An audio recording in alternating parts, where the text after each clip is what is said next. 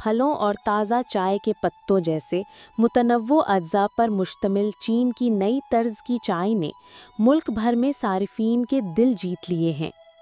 आई media research के जारी करदा आदाद-ओ-शुमार के मुताबिक चीन की नई तर्ज की चाय की मार्केट की मालियत साल 2024 में 350 अरब युआन यानी तकरीबन 48.5 अरब अमेरिकी डॉलर से तजावज़ कर गई थी और तवक्को है कि साल 2025 के इख्तिताम तक इसकी मालियत 374.93 अरब युआन हो जाएगी। चाय के खाम अज्जा और दीगर ज़रई मसनूआत की मांग बढ़ने से चीन के देही इलाकों में किसानों के लिए पैदावार के नए मौके पैदा हुए हैं।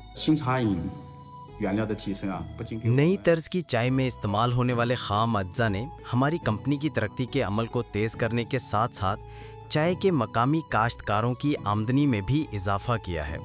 सिर्फ साल 2024 में किसानों की आमदनी में तकरीबन 8 करोड़ युआन तकरीबन 1 करोड़ 10 लाख अमेरिकी डॉलर का इजाफा हुआ। चीन दुनिया में चाय पैदा करने और इस्तेमाल करने वाला सबसे बड़ा मुल्क है, जहां साल 2024 में 37 लाख टन से ज़ाहिद चाय की पैदावार हुई है। चाय की सनत देही तरक्की के सतून के तौर पर काम करती है, क्योंकि लाखों किसान इस सनत से वाबस्ता हैं। चुनाचे नई तर्ज की चाय ने चाय का इस्तेमाल बढ़ाने का एक नया मौका फराहम किया है। नो ये नो टी के नाम से नई कंपनी ने हाल ही में मंडी में कदम रखा है, जो सूबा होबेई से ऑस्मंतिस फूल हासिल करती है। साल 2024 में कंपनी ने 74 लाख कप ऑस्मंतिस चाय फरोख्त की, जिसमें शियानिंग शहर से 97 टन फूल इस्तेमाल हुए। चाय की बढ़ती हुई मकबूलियत ने देही सियाहत में दिलचस्पी को भी फरोग दिया है।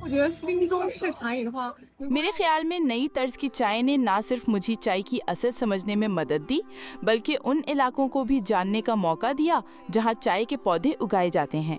जब लोग चाय की काश्त के इन इलाकों का दौरा करते हैं तो इससे मकामी किसानों के लिए भी अपनी आमदनी बढ़ाने के नए मौके पैदा होते हैं।